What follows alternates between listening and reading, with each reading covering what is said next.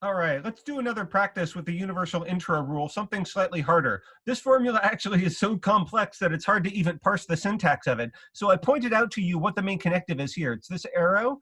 And I also used the colors to show you some scoping. So the blue parentheses are the widest scoping. That's what guarantees that this quantifier has wide scope. And then the red parentheses are for the antecedent and the consequent of the main connective.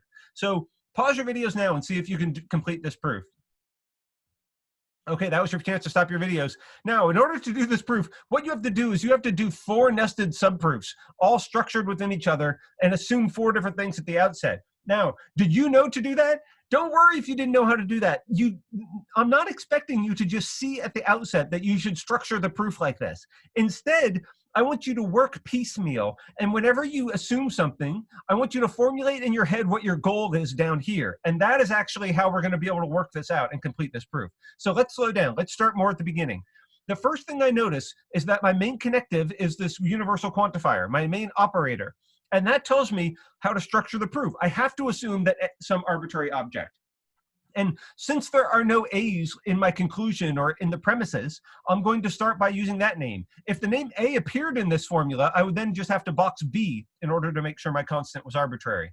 Now, once I do that, this is the thing that I was saying at first. I also should, right here on the second to last line, write out the formula that I'm trying to prove of A. What formula is that? It's just the thing inside the scope of my universal quantifier, where I have A substituted for all the X's.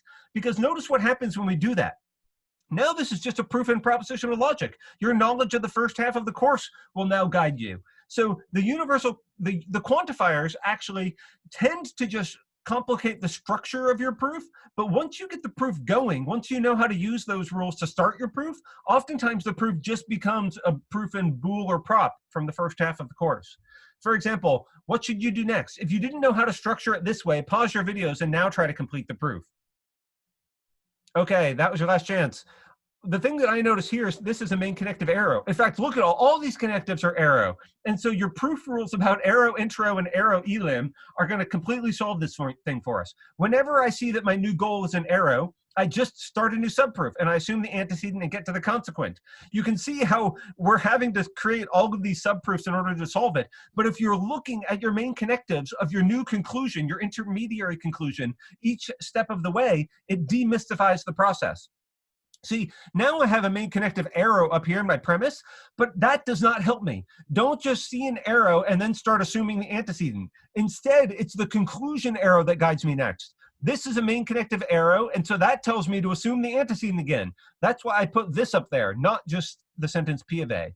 And similarly, don't be fooled that you should jump into P of A because of these two things. It is true that now I finally assume P of A, but the reason is not because I want it, because of lines 2 and 3, it's because this justifies me assuming it. This gives me a reason to assume it, because I know how I'm going to get out of that subproof, namely with arrow intro, as long as I can prove R of A. So it makes sense why we started with this quadruple nested subproofs if you're checking out what your new intermediary goal is each step of the way. Because now, if you got this far, you can finally see how to complete the proof. If you didn't get all of this far, then this is your last shot to pause your videos. See if you can fill out these middle lines and all the justifications correctly before we go on. Okay, let's go on. Now that I have P of A, I'm just going to do modus ponens twice. First, looks like I did it first on line 3, and then I'm going to do it on line 2.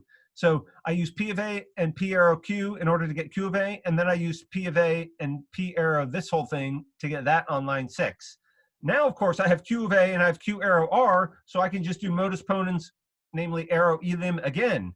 And look, no more lines are needed because I assumed P and I got to R. That's what I was trying to do. So line 8 is going to be justified by arrow intro, just citing that subproof. Now we're just going to have they're all going to roll in place now because we've got all the formulas. We again have another arrow intro because this is a wide scope arrow. Now we have another arrow intro because this is a wide scope arrow. Now finally, we've proven that A has this big complex formula that's true of it. And A was totally arbitrary. It didn't appear anywhere outside the subproof, and we assumed no special information about A. So that justifies us in knowing that this holds true for all objects in the domain. So there's the final proof. Okay, thanks.